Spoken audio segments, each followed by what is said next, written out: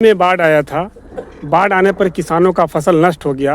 Portal सिर्फ 2 दिन के लिए खुला।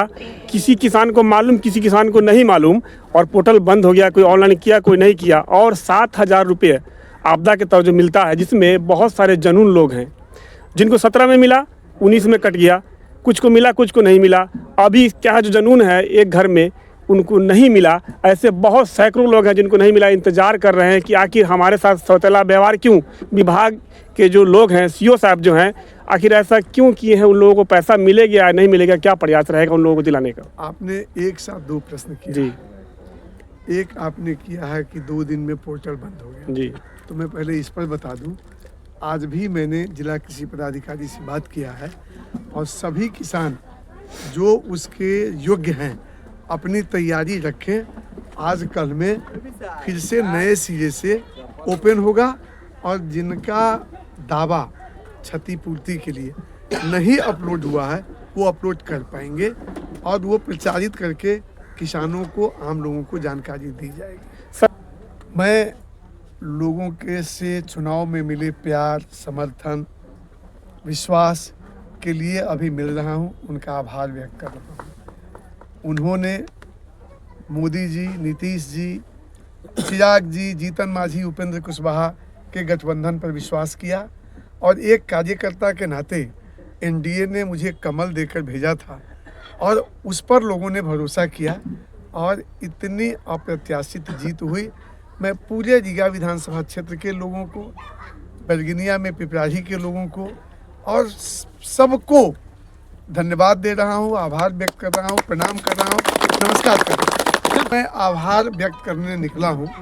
स्वाभाविक है, जिस पर भरोसा होता है समस्याएं लोग उसी के सामने रखते हैं और जो छोटी छोटी बातें आई है, इन सारे चीज़ों पर हम अपने स्तर से काम आरंभ में कर दिया हूँ। कई योजनाएं स्वीकृत है। हमारे पूर्व विधायक आदरणीय मोतीलाल जी के प्रयास से काम शुरू नहीं हुआ है तो वह शुरू हो जाए, ये प्रयास कर रहा हूँ। कई समस्याएं ऐसी है जो नए सिरे से शुरू करना है तो लोगों से राय करेंगे और विधायक मद की राशि 1 अप्रैल के बाद मेरे खर्चे के लिए उपलब्ध होगी। तो उसमें 35 पंचायत है और नगर पंचायत है। समान रूप से मैं सभी पंचायत में खर्च करूंगा उनके राय परामर्श से, लेकिन मैं सभी पंचायत में योजनाओं के चयन में महिलाओं के साथ बैठकर चर्चा करूंगा और उनके राय को भी तवज्जो देते हुए योजना चयनित करूंगा। विधायक जी, अभी सीतामढ़ी जिला रीगा विधानसभा के जिस पंचायत में आप आए हैं, ये सबसे समस्या वाला पंचायत है। यहाँ हर काम में अनियमितता, हर काम में मनमानी, हर बाढ़ के समय में परेशानी, लेकिन विभाग द्वारा यहाँ नज़रअंदाज कर दिया जाता है। यहाँ के लोगों की समस्या नहीं सुनी जाती है। सर, प्राकृतिक आपदा पर नियंत्रण नहीं है। सामने चुनाव के दरमियान कहा था कि मेरी जो प्रमुख प्राथमिकताएं होंगी उसमें बाढ़ नियंत्रण और सिंचाई के निमित्त जो बागमती परियोजना लागू की गई थी अभी से 55 वर्ष पहले, उनका उपयोग इन दोनों उद्देश्य की पूर्ति के लिए हो, इसके लिए राज्य सरकार और राज्य सरकार के जरिए केंद्र सरकार में भी कोशिश करना है। ये बड़ी बात है, प्रयास होगा। सर, हाल ही में बाढ़ आया था। बाढ़ आने पर किसानों का फसल नष्ट हो गया। पोर्टल सिर्फ 2 दिन के लिए खुला। किसी किसान को मालूम, किसी किसान को नहीं मालूम, और पोर्टल बंद हो गया। कोई ऑनलाइन किया, कोई नहीं किया। और 7,000 रुपये आपदा के तौर जो मिलता है, जिसमें बहुत सारे जनून लोग हैं। जिनको 17 में मिला, 19 में कट गया। कुछ को मिला, कुछ को नहीं मिला। अभी क्या जो जनून है एक घर में, उनको नहीं मिला। ऐसे बहुत सैकड़ों लोग हैं जिनको नहीं मिला, इंतज़ार कर रहे हैं कि आखिर हमारे साथ सौतेला व्यवहार क्यों। विभाग के जो लोग हैं, सीओ साहब जो हैं, आखिर ऐसा क्यों किए हैं। उन लोगों को पैसा मिलेगा या नहीं मिलेगा, क्या प्रयास रहेगा उन लोगों को दिलाने का। आपने एक साथ 2 प्रश्न किए जी एक आपने किया है कि 2 दिन में पोर्टल बंद हो गया। जी तो मैं पहले इस पर बता दूं, आज भी मैंने जिला कृषि पदाधिकारी से बात किया है और सभी किसान जो उसके योग्य हैं अपनी तैयारी रखें। आज कल में फिर से नए सिरे से ओपन होगा और जिनका दावा क्षतिपूर्ति के लिए नहीं अपलोड हुआ है वो अपलोड कर पाएंगे और वो प्रचारित करके किसानों को, आम लोगों को जानकारी दी जाएगी। सर आज पूरा घूम रहे हैं, आम लोगों से मिले हैं, ज़्यादातर समस्या क्या आई है निकल के सामने आपको? देखिए हर तरह की समस्याएं हैं। कहीं जल निकासी मतलब नाली की समस्या है। लोग कहते हैं कि हमारे गांव से नाली ऐसी बने कि हमारे घर का वहाँ पर जुड़ जाए, एक ये समस्या आ रही है। दूसरा, कई गलियाँ ऐसी है जहाँ पर कच्ची अभी भी है। हम लोग छोटी छोटी योजनाओं का काम कई स्तर से करते हैं, पंचायत से भी हो रहा है, पंचायती राज में कई है, ग्राम पंचायत है, पंचायत समिति है, जिला परिषद है, विधायक मद भी है, सांसद फंड भी है और बड़ी योजनाओं में राज्य सरकार भी बहुत सारी योजनाओं का चयन करके काम करा रही है। हम सब मिलकर के जितना जल्दी होगा अधिक से अधिक छोटी बड़ी जो सड़कें और गलियां हैं इसके निर्माण के दिशा में काम करेंगे। लेकिन मैं सभी संस्था के लिए ये आग्रह करना चाहता हूँ कि योजना के गुणवत्ता में सुधार लाएं।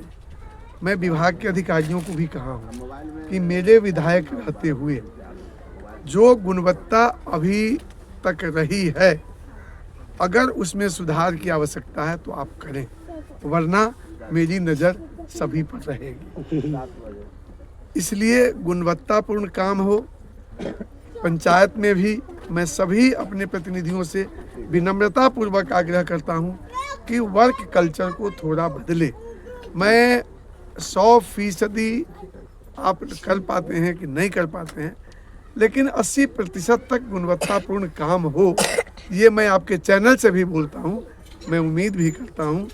और ऐसा नहीं होगा तो वैद्यनाथ प्रसाद एक कार्यकर्ता के नाते, एक जनप्रतिनिधि के नाते ऐसे गलत कार्यों पर जरूर उस संस्था को चेतावनी देगा, उनको आगाह करेगा और हम उसका विरोध करेंगे। बड़ा एक्शन लिया जाएगा उन लोगों पर, चाहे वो किसी भी परिस्थिति में गुणवत्तापूर्ण कार्य हो, इसके लिए मैं सरकारी तंत्र को विवश करूंगा और जनप्रतिनिधियों को निवेदन पूर्वक आग्रह करूंगा।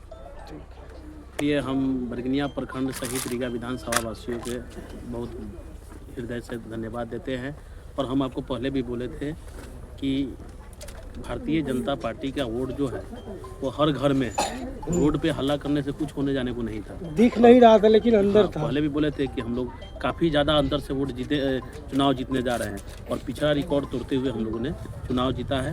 ये जनता का बहुत बड़ी अपार प्यार स्नेह है। क्या लोगों के विश्वास पर विधायक जी खड़े रहेंगे एकदम? तो देख ही रहे कि अभी तक उन्होंने चुनाव जीतने के बाद आज घूम रहे हैं, सब जगह सारी समस्या को सुन रहे हैं। और निश्चित रूप से ये हमारे भारतीय जनता पार्टी की कल्चर है, ये जनता से जुड़ कर रहते हैं और कार्यकर्ता विधायक होते हैं। यहाँ कोई नेता नहीं होते, सब कार्यकर्ता होते हैं। अच्छा, आप भी विधायक जी के साथ घूम रहे हैं, समस्या तो देख ही रहे हैं।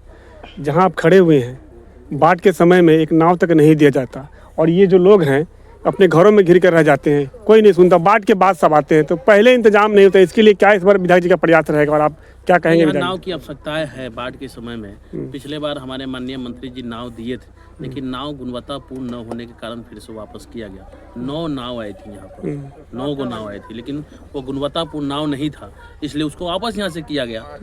5 आया था और 4 उधर आया था, चकवा की तरफ आया था। 9 नावें आई थी, लेकिन गुणवत्तापूर्ण न होने के कारण वापस हुआ और रह गई कि कहते हैं बाढ़ के समय। तो हम तो अब की बार बाढ़ के समय में हम खुद ही जो है 2 दिन लगातार बोट लेकर हमने दवा से लेकर खाना तक यहाँ पर पहुँचाने का हमने काम किया है। उस समय तो हम लोग बहुत हद तक उसमें किए। जी, एक आप भी जो है बीजेपी के मजबूत कार्यकर्ता हैं, क्या कुछ कहिएगा इस पर? विधायक के क्षेत्र में कि अभी चकवा पंचायत में हम लोग रुके हुए हैं। चकवा पंचायत तो पुनर्वासित हो चुका था, सरकार ने इसका व्यवस्था कराया था, इसको ले जाकर अच्छी जगह पर रखा जाए। यह बागमती और बकिया के बीच बसा हुआ है। लोगों की मजबूरी है कि खेती गृहस्थी अधिकांशतः जीविका रहने की वजह से लोग यहाँ स्थायी है।